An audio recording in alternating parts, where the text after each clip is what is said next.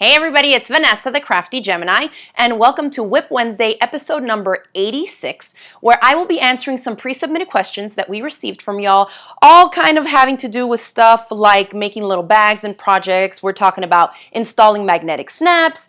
I'm going to be installing the sample that I'll show you here through some foam interfacing, so I'll talk a little bit also about why you should be saving your foam interfacing and foam stabilizer scraps, how we tend to use them for different applications, like making the full project as well as installing the magnetic snaps. I'm going to share with you a couple of sneak peeks about my upcoming mini bag club. I know that last time I went live, I shared with you one of the projects, and so this time I'm going to share a couple more with you that do have magnetic snaps. So let's take a quick second to make sure that technology is on our side. So if you can see me and hear me, let me know in the chat box below. Whether you're watching us on Facebook or on YouTube, let me know where you're tuning in from. And I'm going to pop in here, just make sure everyone can see me and hear me good. Awesome. Hey, Heather. She says, looking forward to the new club. I think it's going to be a good one. There's a good variety of projects. And if y'all know, my most recent bag clubs all feature 5 different bag projects that we'll be making. So as we get closer to opening up our virtual doors for it, I'll show you all of them. But today I am going to show you a couple that I'm super excited about. I think they turned out really good, super cute, and it's also going to give me another opportunity to teach y'all some new skills and techniques. All right? Awesome. Great. So y'all can hear me and see me fine. Hi, Barbara's tuning in and she's watching us on Facebook. We got Marilyn in the house from Melbourne, Florida. She says it's hot. It is hot here too. I'm coming to y'all from my home crafting studio, and we live just north of Gainesville here in North Central Florida. All right, so Heather says, just take my money, LOL. I think you'll like these, Heather, when we get around to showing the projects. All right, so let's go ahead and get started. I'll just say I'm answering some pre-submitted questions, and if you want to go ahead and submit a question so that I can consider it for a future episode of WIP Wednesday, there is a link below each one of these WIP Wednesday videos if you're watching us on YouTube, and also in the caption if you're catching us on Facebook. It's a link to a Google form. You can submit your name, your email address there. You can send in a question, and then one of our team members goes in and categorizes everything. So there'll be like sewing, quilting questions, zippers, and that way it makes it a little bit easier for me to kind of organize how I'm answering questions and what each show is going to be about, okay? All right. Hi, Monique. She said, yes. Did you say new bag club? I surely did, Miss Monique. So I'm glad that you're tuning in. So let's get started with the questions. Now, the first question here I have says, how to install magnetic snaps. Do you prefer to press the tabs in or out? So let's go ahead and jump right into that. Let's go give them my over-the-shoulder camera shot here. I think it's looking okay. I'm going to zoom in a little bit since we're working with magnetic snaps and this stuff is kind of teensy, just so y'all can see it. So a magnetic snap, it is a way for us to install a closure in our projects. I mean, and it doesn't have to be a bag. Sometimes it's a little wallet, a little pouch. Maybe sometimes it's some type of a fabric folder or a notebook, something that you're kind of closing, right? Flipping shut. Now, oftentimes, if y'all know me, I highly recommend getting a pack of cam snaps, which are plastic snaps. They're super easy to install. Everybody can do it. I've done so many of these episodes here and shows where I show y'all my stash, and this is my stash. I cloth diapered both my kids, so I've had snaps for almost 14 years now, okay? So this stuff, we talked about this, installing snaps through different layers of fabric. You can use plastic snaps, and here's one that I did on a recent show. So you can install plastic snaps, but you can also use magnetic snaps. And so that's what we're talking about here today. If you've never installed a closure, you know, it's worth it. Maybe go back and watch a couple of my episodes or check out some of the little projects that I have free tutorials on that feature one or the other, okay? For magnetic snaps, they come in a lot of different sizes, in different metal finishes. These are like the nickel one where it's just like a silvery color. Some companies sell them in like rose gold, in gunmetal, you know, depending on the bags that you're doing. And a lot of bag makers and designers tend to have like a massive collection of these. I tend to just have this color in my stash. Now, you're going to have, just like in the plastic snaps, a male end and a female end, and you need to have one of each in order for them to clip together.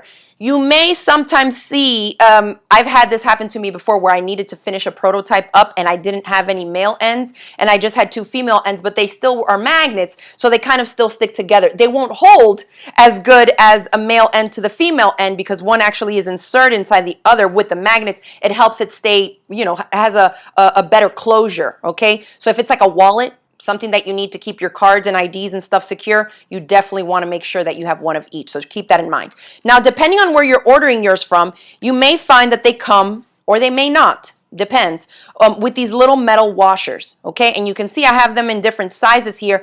Sometimes, you know, depending on who you're buying it from and the manufacturer, they will, if it's a smaller size snap, they may give you smaller size the metal washers. Some of them I've had where, like, for a smaller size, these are I think 20 millimeter across magnetic snaps, and sometimes I still get the bigger ones with it. The larger this washer is, the more stability you're going to have behind that installed snap, so that as you're opening and closing it, you're not just going to be putting so much pressure on the fabric that's holding the snap in place that then you could potentially run the risk of having that fabric rip. And I'm going to show you some samples, because when I design my little bag projects for my clubs, I like to do several different prototypes of them so that I can troubleshoot and work my way through how exactly I'm going to teach these video lessons and courses for my students, okay?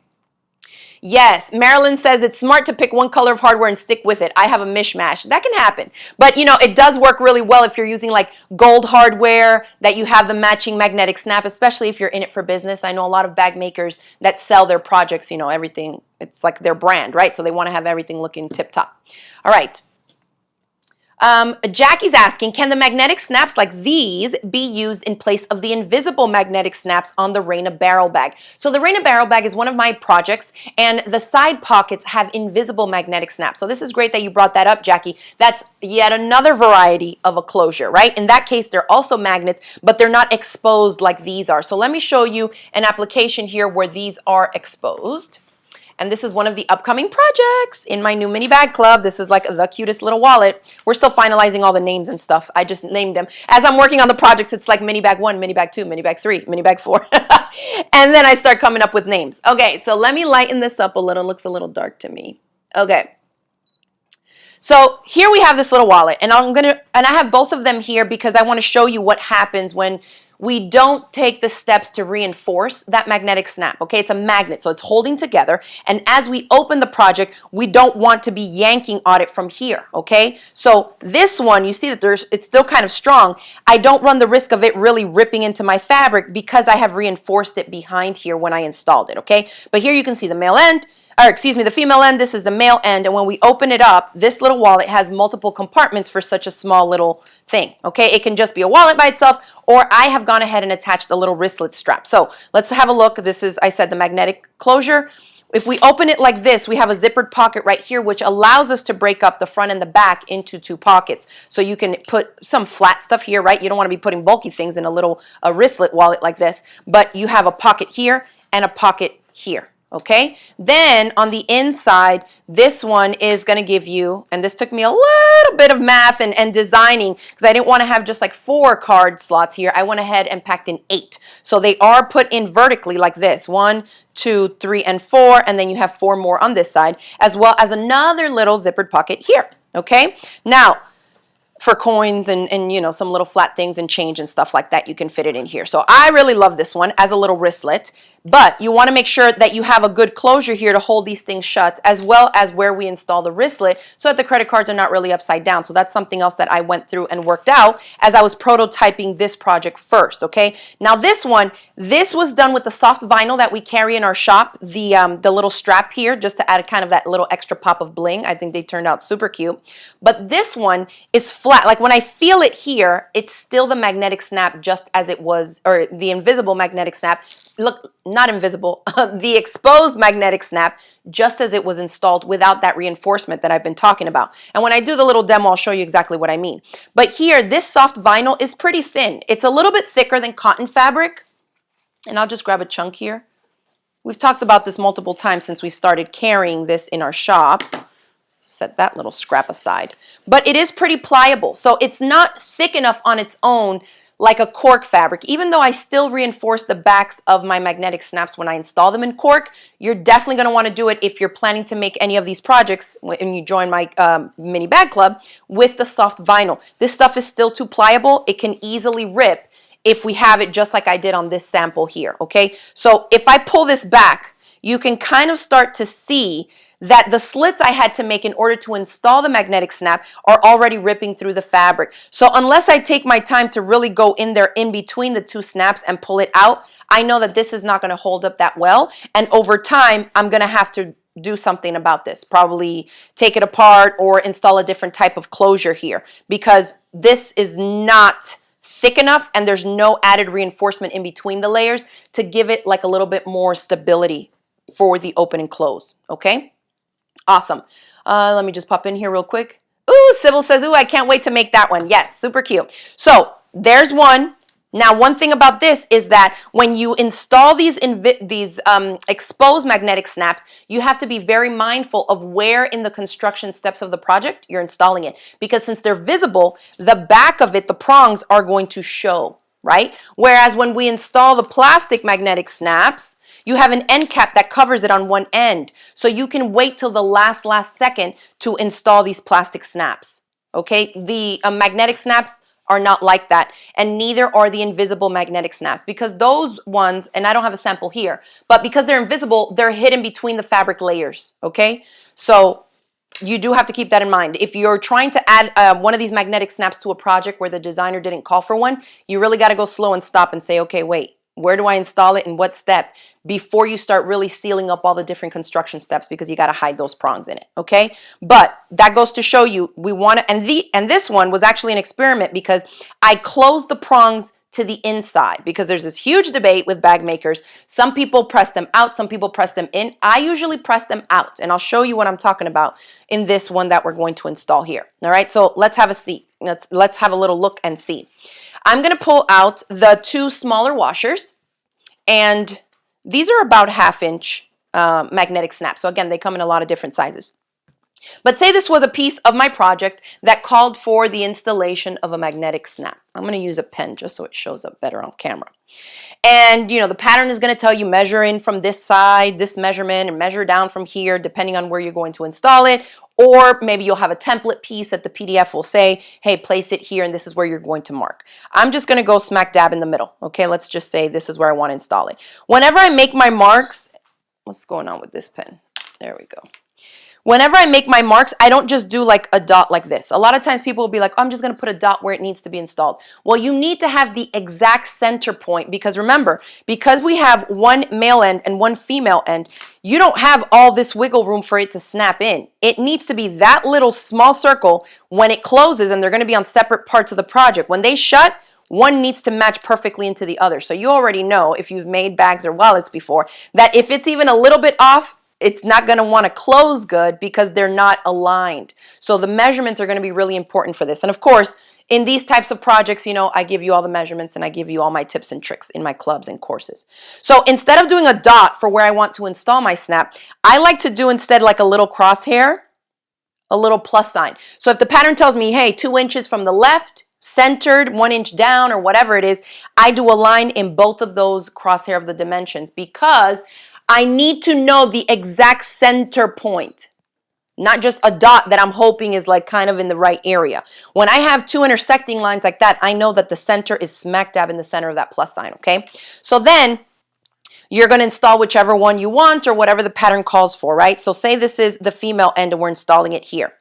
Some people press this down and they make a little mark trying to get that center spot there centered on there. I find that that's a little bit more difficult to do, because if I'm trying to center it, I can't really see through the metal to see where this mark is. So instead, what I do is I take the washer, okay, if it came with it, and definitely use that. So I'm centering the circle on the center of my washer so that the crosshair, okay, from the intersecting lines we made is right in the middle. That's going to give me the most accurate spot. Then I'll come in with a fabric marker or something fine. You're not really going to be able to use like a chunky chalk marker or something, but a fabric marker would work fine, or even a pen, because you're going to cut on these lines anyway. And then I would make a little slit on either side just like that, okay? So with a slit on each side, I can remove the washer, and now I know this is where I need to make a cut on each of these two vertical slits so that I can slide in the prongs that need to fit, because those little slits on the washer are giving me the exact spacing that I need for the actual prongs, okay?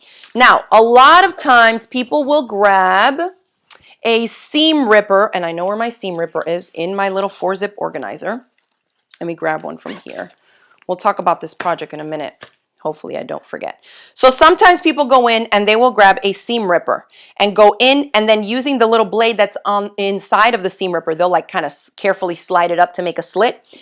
I don't recommend that, especially if you're a beginner, because you can very easily keep cutting and make a longer slit than what you actually need. What I prefer is that you have a tiny slit there. If it's smaller than the width of the prong itself, the better, because that way you can kind of force the prong a little bit and you know it's going to be a snug fit. So what I prefer to do is to fold this right along that center horizontal line of my crosshair, and using just the tip of some sharp shears, I make a teensy. It's like 1/16 of an inch, because since it's folded, I'm going to end up cutting about 1/8 of an inch slit. All right, so that's what I do. One on each side. Don't go like this, okay, because it's going to be so easy for you to just go way too far and potentially cut right through your whole thing. So with just the tips, you can see I have now 2 little cuts in there, okay? Then we'll take the exposed side of the magnetic snap, insert those prongs, and then we'll come over to the back side. Oh, and see what happened here? I cut through the fabric because I have foam. It's a little bit thicker. So if you see that you didn't cut through all the layers, just go back in and just make sure that you cut in the same spot and just nick the foam a little bit. And this will happen if you're working with like fusible fleece or batting or just something thicker. All right, so now we insert this here and the prongs went through. We can flip it and look and see. So this is what I'm talking about, where I said some people press the prongs inside so they overlap. I've seen where people think that, or they feel like that gives them a sturdier connection, like it just holds better. But I think that also has to do with the amount of layers that you have. If you're working with thin fabrics that are barely interfaced, I would highly recommend that you put at least a couple of pieces of like a foam or a batting or something behind it. Okay, so then after I inserted that through there and the prongs are showing through to the backside, we're going to take the little washer and I'll just place it right on top. So that is now going to add a little ridge of stability to the back of that magnetic snap. Remember I showed you all these? The bigger it is, the more surface area of support you have on the back. So don't feel like if you have these smaller ones that you can't also put one of these in the back. I have a stash of both of these, small and larger ones. And what I wanted to mention here, because if you have the same like I do, you got to be mindful of where you're installing it. If I'm installing this in a front panel like on this gorgeous little crossbody bag that I'm going to teach y'all how to make in my club, isn't that cute? If this is installed here, okay, there's no seam where I'm sewing after the installation of this magnetic snap, so I could easily use one of these larger washers back here because I'm not going to run the risk of hitting the metal with a future stitch or seam, okay? But when it comes to this one here, I probably don't want to install it that close to the top, because imagine if that washer was right there behind this snap. You're kind of playing it a little bit close with that seam allowance, both on the construction side of when we made this flap and on the top stitching side. Unless you're going to be using a really, really narrow seam allowance and you're going to be looking at it exactly from the side that includes the disc here, the larger disc, you don't want to have anything really close to there, because I don't want you to try and stitch through metal. You're going to break your needle and possibly damage your machine, okay? So I would just be mindful of that. When you're using the larger washers, just think about where is it going. Is it going to be in a more open floating space like here, or is it going to be in a tighter space where I need to stitch really close to it, all right? So on this one, you can probably see there when I touch it like this, there's a little square of foam behind it, even though the flap itself is made of foam. So that's what I mean by the amount of layers. You can see that even if I pull this fabric back, I don't really get any space underneath there to be ripping like I have on this sample. Do you see how this just pulls back way easy? I don't have that issue here. And so I wanted to show y'all that difference, because it really matters the layers that you're going through and how you're helping reinforce the back of that magnetic snap, okay? So these, of course, are all things that I cover in my lessons, but I thought this was a good tip since I know some of you are already installing magnetic snaps and stuff. Yes, isn't this so cute? This is like my new going out bag. I just went ahead and clipped just some poly webbing strap from another bag, but just so that y'all can see, what I'm gonna do is actually make a strap, a thin one like this, but out of the black, so it's a little bit more, you know, bougie and blingy for me.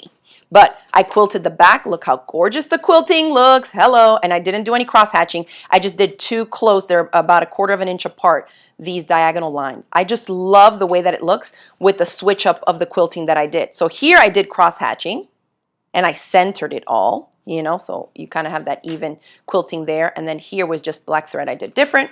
And then the front panel here, I did a kind of a color blocked template, and this is an optional front panel for this for the front of this bag when we teach it in the bag club. And then the inside is just a simple little open pouch. I was going to put a zippered pocket in there, but it's such a small bag that it's not worth it. I mean, you're not going to want a set. Maybe some of y'all will want it, but I thought, you know, it's small enough. Just putting in the essentials, throw a couple thingies in there, and it's just the right size. Really, really cute. I'm happy with this one.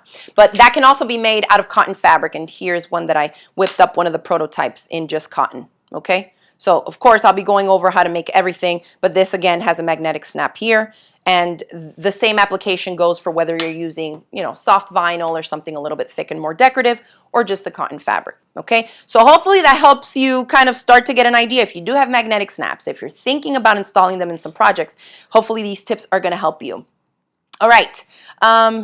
Teen Come Tippett says, that's a really good tip for the magnetic snap. I have had tire out problems on my last bag. Oh, maybe there's a typo there, but yes, you probably have had a bunch of problems. And that's why I like to prototype things and try it the way that I know, like say if I have a beginner student, they might do this, and do I want to show them exactly how so that they see it already done? Like I'm the one spending time and using up fabric and for a project that I know is not going to hold up as well. But I want you to see the visual so that you don't think, oh, I don't think that'll work in my situation. Let me go through with it anyways. I don't want you to get to the end and then have a project that won't last that long, okay? So anyway, that's a magnetic snap thing. Let's talk about here finishing this one so you can see. We put the prongs through, where was I?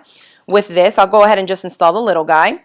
And then you may need pliers. Some people kind of turn this over and press it down like that. I can just do it with my fingers, so it's not a big deal for me. But you'll want to press them either out or in. I always like to share why I press the prongs out, and that is because it's flatter. So I feel like if I want to go ahead and cover this, which sometimes I do recommend depending on where the installation of the snap is.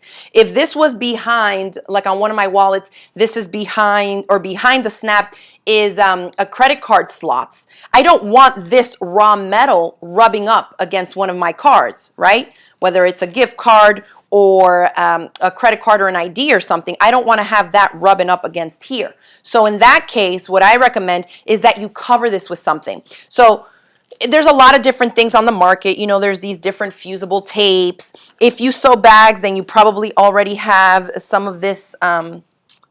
Where's my chunk of that? I was working on some other projects. So let me grab a piece of like the woven fusible interfacing. It could be fusible batting.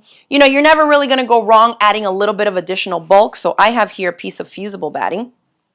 And what I recommend is just cutting a chunk, not say 1 inch by 1 inch, so it's just barely over, because it's not really going to stick that well to the metal parts, right? This is more to fuse to the fabric, the foam, some other type of stabilizer in the back and stuff like that. So I would likely use a larger chunk,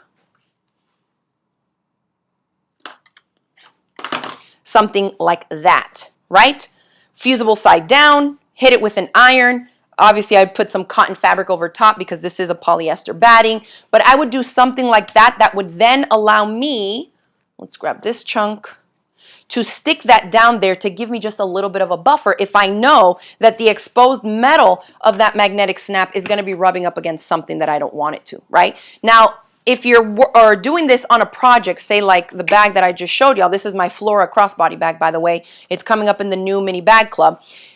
See, here, right, it's installed here, but you don't see it here, okay, because it was installed through the front exterior panel. So I already have a buffer of the fabric here for the lining. So I'm okay there because nothing's really going to be rubbing up against it. But if, again, if it was, you know, rubbing up against something else or was on the inside of another pocket where you were going to put some small items, then I would definitely do something like this. Cotton woven fusible interfacing. I've seen people even use multiple layers of the cotton woven fusible interfacing because it's pretty thin. It's just like an extra layer of cotton. Okay, so I would just do something like that. And a fusible product works really good because if it's like regular batting, you're not really going to be able to just stitch it, right, to hold it down because this is like your exterior panel most of the time. So I would just fuse that down like that. Now I have a simple little buffer and you can move on with the construction steps of that project, all right? Anita's asking, is there a tool to remove a bad press snap? So I use my hands again, but you can use like needle nose pliers and just get underneath. So I'm going to rip this off so I can show you what I would do. And this is, woo, baby, this is fused. I love that stuff. We're sold out right now of this light fusible batting by Bosel, but it's one of my favorites to use for a lot of lightweight applications. So you could grab pliers, needle nose pliers, and put them in there. You could also, whatever the panel is that it was installed on, bend it back so that you can expose a little bit of the prong like that, and then go in and press it against your table just to get it to lift up like that. Does that make sense? So that you're not, you know, because, whoo, baby, that would hurt. If you got that edge underneath your nail and cut your finger, that would hurt. So I'm going to do the same thing to the other side. I'm just pulling back away the panel. It could be a larger panel. It doesn't matter. Just peel it back away from the prong, lean it on your table, and then fold against it, okay? And so then there is the snap, and then I can just slide it off and remove it and replace it, hopefully with something else, right? Because you've already cut into it. So you could replace it with a larger snap or just with another one if that's what it was. If the reason you were taking it out is because it's in the wrong place, you're gonna have a problem, right? Because if this is the pretty side of your project, like this, and say I was off by a measurement and I had to scoot it over 1/2 inch, you're not gonna be able to get rid of the slits that you've made in that area. But if it's in something else, like on the lining or something like that, you may be able to patch it up somehow. But, you know, these are all things that you got to be thinking ahead of. And so that's why it's important to double and triple check your measurements for where you're installing each end, right? Because if this is off and this is done correctly, they're not going to be able to match up, right? And vice versa. If this one is off, this one is not centered, they're not going to match up. So that's why they're kind of a little bit more, I would say, confident beginner to intermediate techniques. Because the cutting needs to be precise. The sewing needs to be precise. Because when we install these sections, or like these magnetic snaps in the different portions and sections of our bag, we are doing this before we've sewn it together. So even if you install this perfectly centered and this one perfectly centered, you're doing it to a raw panel, okay? So by the time you stitch up the sides and you stitch this to this, and then, you know, you're making the actual bag itself, if your seams are off, it doesn't matter that they were installed perfectly because they won't close yet, okay? So that's why I mean it's like a little bit more of an advanced technique, but not advanced. Like if you're a confident beginner, you cut accurately and you sew pretty straight, you can totally tackle projects that involve these magnetic snaps, okay? Maggie's asking, is there a new bag or bag course coming up? Yes, so I'm getting ready to open up my new online mini bag club. This is gonna be mini bag club 3, is that right? Yeah, it's gonna be mini bag club number 3. That we've done. So these projects, some of these projects that I've showed you here are going to be featured there. They're going to be 5 different projects. I shared one in the last live, and then this little wallet is one of them. It has a zipper back here too, and it has a magnetic snap. And then this Flora crossbody bag, which is also like a little purse that you can dress up or dress down. Sample made in cotton. The strap, the crossbody strap, just goes clipped on with lobster clasp. So like I can swap this one out and put it for any bag. But this one was made with soft vinyl, which we carry in the shop, okay? All right, Eunice says, I always use some kind of interfacing or fusible fleece on the back of my magnetic snaps. It's a great practice to get into. The worst is, you know, you spend a lot of time, energy, money, you have nice fabrics, you make your bag, and then you find that, you know, it's wearing at the closure. It's horrible. I've also seen, Christina says, I've seen duct tape used behind the prongs. A lot of professional bag makers that sell their stuff and often work with leather and stuff like that, they do that a lot, where the same way that I just showed y'all that chunk of fusible batting that I fused here to the back, they'll do that with a chunk of duct tape because you know that's not going to go anywhere. So that I have seen that a lot too. Let's see. Okay. Thank you. Winless Original says that little wallet is so great. It is. And Garnet says, yay for the new bag club coming up. Great. Well, I'm glad that y'all are excited about that. Let's go ahead. Oh, one more tip that I forgot to mention here is if you're installing the magnetic snap through fabric, that phrase, like a cotton fabric, oftentimes, remember some of the tips about doing this I mentioned was maybe not using your seam ripper so that you don't go too far. If you make just barely a slit, you should be fine. But to get those slits to be, to allow it to be a close and tight finish on the prongs, okay? Another thing that you can do to keep that fraying fabric from fraying further as you use that closure is to add a couple dots of fray check here, which is just like a fraying, a seam fraying product that stops any cut fabric or ripped fabric like that from fraying further. So a lot of times we'll just go in and put a little bit of fray check after we make these slits before proceeding to install the snap. So just keep that in mind. If you know you're working with like a looser weave fabric or just even plain quilting cottons, it would be helpful to do that. Okay, let's see. I'm just checking through here, make sure I'm not missing too many things. Okay, I'm going to go ahead and move on to my next question that I have, and it has to do with foam scraps. Foam is expensive. What to do with the foam scraps? What can you do to save them, or how would you put them together? So in a recent episode of WIP Wednesday, I was talking about piecing together chunks of batting, quilt batting. But now let's go ahead and talk a little bit about foam. So the foam that we sell in our shop is the Bosal Inner Form in -R form, and I think this goes like this. These are more straighter edges, and this stuff is great for all these types of projects that, you know, they have some type of a structure but they're lightweight. Okay, lightweight but still have body. You know, you can stitch them up on a regular home sewing machine. Here's the front panel that I'm working on another one, so I need to go in and install the magnetic snap right here. This color, y'all, is the Spanish Crimson soft vinyl that we have in the shop. It's gorgeous. It's like hot pink with a little bit of like magenta and a touch of red. I love it. But this is going to be another one of these bags that I'm making here. And this front panel, for those of you that are looking forward to joining my bag club, is going to be an optional front panel. Obviously, you can also do it just like a plain front panel. It'll save you time, a couple less steps, but I think this one really just gives it a nice little geometric look and pop with the fancy soft vinyl for kind of a more nighttime type of bag. But that foam, and that's what I wanted to show y'all, was the foam. It adds body, okay, but it's still completely compressible, and this is why you can usually stitch this easily on any home sewing machine, because it's foam. It's puffy, yes, but you're not adding that much more bulk because when the needle goes through it, it's just like air inside. I mean, it's so plush, okay? But that's one of the products that most people like to use when they're making handbags, okay? So we often will end up with a bunch of these little bitty scraps. So a couple tips. The same way that we were talking about using that fusible fleece on the back of this installed snap, I'll show you something else that I do. And that is for when I'm installing a snap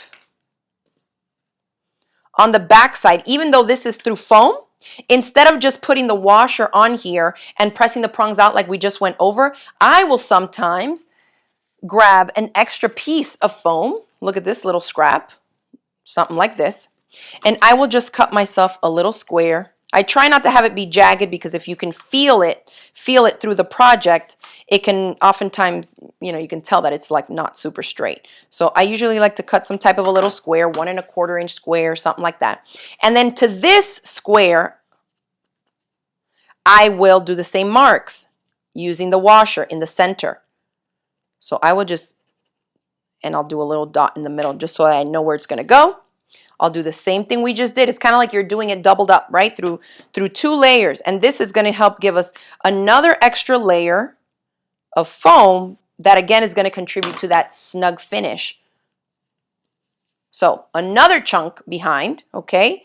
Then the washer. And then we'll press these guys open. Okay? Like that. And then you can see that it even almost sinks this snap under. So that's how you know it's going to be really snug. It's not lifted above. And look, I can barely get my fingernail under there. And that's because we're adding all this bulk in between where the prongs are cinching down to chomp everything in. So keep that in mind. And that will especially come in handy if this first layer where the fabric is was not foam. I mean, I'd still do this sometimes for foam, especially if maybe the prongs of your magnetic snap are a little bit longer. It's kind of like rivets, right? If you go ahead and install a rivet and your layers are not thick enough to cover the length of the little rod that's inside the rivet, like the length of the rivet itself, if your fabric layers are not thick enough, it's gonna, when you go to hammer it in or press it with a press or whatever, it's gonna shift because it doesn't have enough fabric to hold the full height of that rivet, okay? So think about that. If you were using maybe fabric here that was quilted to a regular batting, I would definitely put something chunkier like the foam in the back to help build up some layers so that when I press these prongs out or in, whatever you're choosing to do, it really is a good and snug connection there, okay? All right. Oh, Zena says, you make it look so easy, Vanessa. I try, Zena. I try. That's part of what motivates people, I think, to try it. It's like, oh, that kind of looks easy. Let me try it. And maybe if it doesn't work the first time, you just, take your time a little bit, try it again. But anything to get y'all to, attempt something new, learn new skills, and try new techniques. That's the only way we can get better. All right. Okay, let's see. So that was that. And I talked about adding that to the back. Okay, great. What to do with the foam scraps? Here we go. So I stitched up a couple samples because I think these are going to help show y'all the visual first. So we know when we're stitching batting together, there's a lot of different products you can use. There's like a batting tape, and I've had this one here in my stash forever, and I mean maybe 10 years. It's by Pellon. It's called Easy Knit Tape, and it says it's a batting and seam tape. And there's thread everywhere here. So it's like a thin fusible. It's like a knit. It's like a tricot. It's like stretches this way. Okay. And it's just, let's see, 1.5 inch wide. And so people would put it like this, whether it's batting or foam. You could take a product like this, and place it like that centered over the straight seam connection. Now, of course, if you had jagged pieces of foam, go ahead and trim them straight so that they butt up easily together. You don't want it to be like a gap in between your pieces that you're trying to join, okay? So try to get them as straight as possible. Another thing that I would say is maybe sort your foam scraps by manufacturer. I have used several other brands before, and they're not all the same. They're not even all the same thickness. So if you find that one of your foam scraps is a lot thinner than the other, you're going to have a really uneven join there, okay? One thing to do, if you're sure that maybe it's the same company and the same product you've been using for years and one still looks flat, give it a steam, okay? When they come out of the package, and you can see I have a couple wrinkles here in this one because it was folded like this, I can tell it just fell right back to its original fold. I like to steam it. That's going to help it open up to its full potential, and then you may find that it's the same thickness, okay? So do that, or like I said, try and sort them out by company because they're not all the same. Some are thicker and thinner than others. So then you would go in here with this seam tape and center it so you have a little bit of the tape to one side and the other, okay? You could go like this. This is knit, and it's a polyester tape, so you don't want to hit this with an iron right here. You would go ahead and put a cotton fabric or a pressing cloth or something over top and press it. I would then flip it over and do the exact same thing to the other side so that you had a piece of this tape on both sides of that join to help, kind of solidify that a little bit more, okay? So that's one option. It's not, I rarely ever use that. You can tell. But when you have a situation where you're just like, I have to, I like to have options, and we like to collect all the tools and gadgets, right? So that's one option. The quickie way that I like to do it, because I'm usually piecing together smaller pieces of foam and I just need it to come together to a smaller chunk so I can move on with my project, is the zigzag method. Similar to what I use when I'm combining my batting pieces, same thing. You butt them up. You don't want them overlap because now you're changing the thickness and you're going to feel the ridge there, okay? I butt them up and then I zigzag stitch it. But because this foam, and we talked about this earlier, is compressible, it's going to be a big difference between whether you zigzag short, tight, and very close together versus a longer, wider, more spaced out zigzag. So if you think about what we're doing when we stitch, the needle's going in and out, and wherever that thread is, it's holding the fabric together. So the more stitching we have, the more it's holding together, the more it's compressing that seam, and the more of a ridge you're going to feel here because all these tight little teensy zigzag stitches are really compressing the foam. I'm going to give y'all a little close-up of this. So, I mean, it's still kind of seamless, right? But if we turn it this way and we look, can you see how this is pinched in? And even on this side, you can see that it's pinched, right? So it dips down where those zigzag stitches are. And I can see a little ridge, and you can definitely feel it, right? That might not be a big deal, depends on the project that you're planning to use these pieces for. Now, if we have a look at this one, these zigzag stitches are a lot wider, and I also went ahead and adjusted the stitch length, which means the spacing between each zigzag. So look at the difference in the number and the amount of stitches, okay? This one, the less thread, the less stitches, the less tight it's going to be, okay? And so look on this side. It almost looks the exact same thickness even where these guys are. So if we look at it like that, it's, I mean, you feel it, of course, because there's thread there, right? It's stitching it down, but it's not as compressed as the teensy ones here. This is more like a tunnel, because look, I can more easily bend it there than I can here, okay? It kind of holds its shape a little bit more. So think about that and, you know, what zigzag stitch you choose to do based on how you plan to use this. For example, if I was going to put a bunch of scrap pieces together and then put fabric over and then quilt it, right? If I'm going to be doing stitch lines over top of it, then I don't really care that this feels like a ridge because I'm going to be doing a bunch more stitching to it and it's all going to be dipping down wherever I stitched, right? But if you are just going to put fabric and it needs to be kind of a smoother finish, I would tend to go with something more like this, okay? So that you don't feel that ridge quite as much, okay? So yeah, so tape method or zigzag method. Just butt it up. And for those of you that aren't familiar with that zigzag method, you just butt it up like this and make sure that as you're going or you're feeding this through your sewing machine, you're gliding the center, if your needle is set to the center position, the center of the presser foot right down this join so that the zig and the zag can be going side to side. It will take a little bit of practice because you'll need to set your zigzag width correctly, right? If your machine can go up to 7 millimeters in width, your zigzag is going to be even bigger than mine is here. I think this I set it to like a 5.5 width and a 2.5 or 3 millimeter length, okay? So just, you know, do a little bit on some scraps and then go through and decide, especially if you're trying to piece together larger pieces, okay?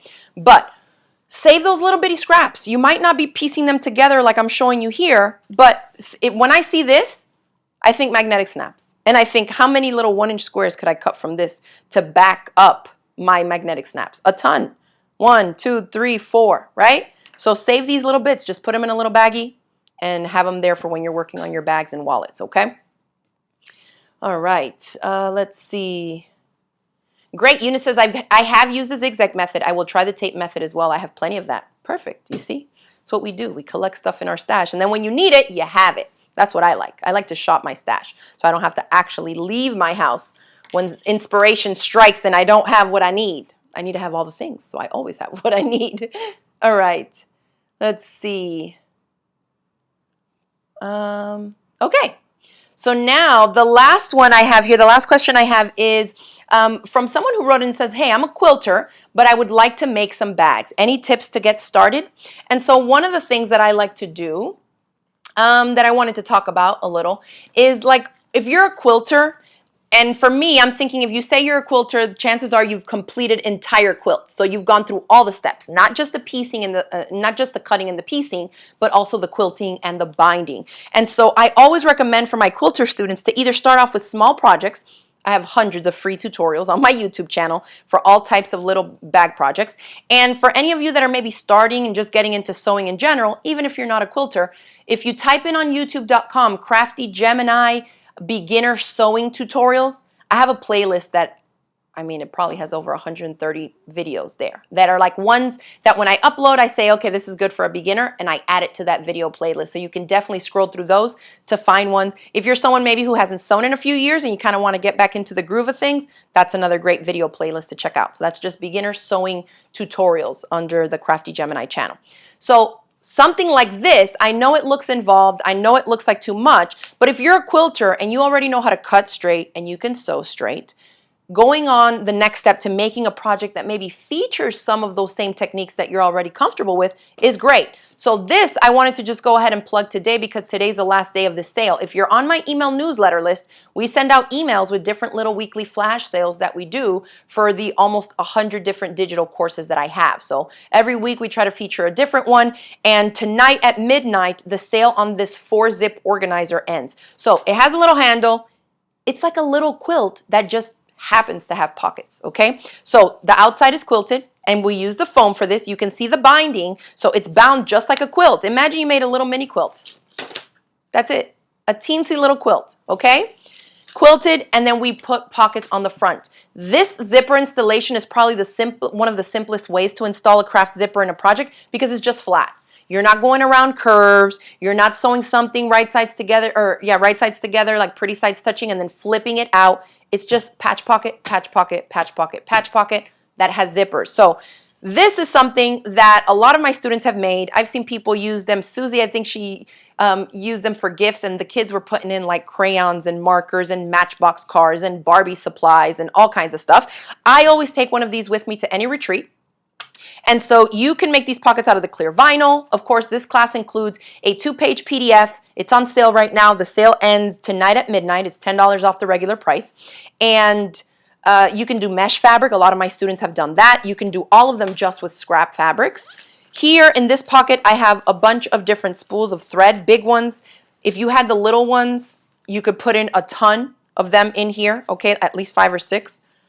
In there, I have some of my plastic sewing clips. I have a little pack of regular pins. All this stuff kind of fits in here. I have a needle book that I use to store different hand sewing needles. You can even mark and make some of these pages. It's just batting. So you slip in the needles and you can have your sewing machine needles, the different ones that you might need for your projects, little thread snips. And in this little pocket, I actually have a rotary cutter, a 28mm rotary cutter, and a pair of scissors. So it's little, but you can use it to store and organize all kinds of stuff. And so I thought that this was a good one to plug, especially for someone asking, you know, a quilter and you want to get into bags. This would be a great little project because it's like a mini quilt, and then we add 4 pockets to it. And the closure is done right at the end. So even if your sewing is not super duper straight or perfect, you can still make the closure match up by installing the snaps accurately, okay? And of course, you know, the class includes a PDF with some written instructions that supplement the videos and 4 step-by-step video lessons that never expire. Okay, so I have students that have been making this little project for years and years, and they still, you know, you just log into your account, and any of the video courses or membership clubs that you sign up for with us, you have access to them indefinitely. So you can watch the videos at your own pace and do it on your own time. So I thought that I would plug that. But these types of things are great. The smaller the project, the better. But if you're going to venture out a little bit into something like my 4-zip organizer, make sure if you're a quilter, try to grab a project that already features some techniques that you're comfortable with. And I think that'll make it a little bit easier too. Okay? All right. Jackie's asking, do I have a timeline for when the new bag club will launch? So we're doing a couple more updates on the website just to make sure that everything is working fine, and we should be opening it up in the next couple days, okay? The next couple to several days. I would say in less than a week for sure. But make sure that you're on our email newsletter list if you are someone who's wanting to find out about what this membership club will be all about. We do this several times a year. We have different clubs. Look at me grabbing this. Isn't that color so cute? That's going to be the front panel of another one of these Flora crossbody bags. But the little wallets, we talked about, where's this one? The one that I showed last week, my Zip and Zip zipper pouch. It's a zipper pouch that has another zipper pouch inside of it so that it serves as a partition. So this is one that I showed last week, and it features some really cool techniques. So lots of different zipper installations, magnetic snaps. What else I have? Some plastic snaps. We're going to be doing zippers in a curve. There's going to be a lot of techniques to learn in this one, and the smallest project is this one. Everything else is bigger than this, okay? So you already know you're going to be getting a lot of good instruction, and then of course step-by-step video lessons that will never expire. So go to craftygemini.com/newsletter, and you can add your email to our newsletter list so you'll be the first to know, because when we open up the clubs, we always open it up at like an early bird sale price for a limited time. Then the door will close, the virtual doors will close. We will proceed with our club because my classes also feature live question and answer sessions where you watch the videos, and as you try to make it, you can submit questions for me to answer live to the group, okay, about that specific project. And then we also have live Zoom chats where we share our fabrics, and it's kind of show and tell, and it's a fun little social hour for the projects that were featured in that club. So then we will release the bags individually for signups. Like say you only like one of the projects, but you'll have to wait till the whole club is over, and then we release it individually. So obviously the best bang for your buck is always to join the club at the early bird sale price, and that way you get the live components that are included as well. Okay? All right, so that's going to be it for me today. My son has a soccer game in a couple hours, so we got to get ready for that. And thank you everybody for tuning in this week. If you have any questions for us, leave them for me in the chat box below. Check your email, get on that email newsletter list, and we'll be letting you know when we're ready to open up my new mini bag club number 3. Enjoy the rest of your week, everybody. Bye.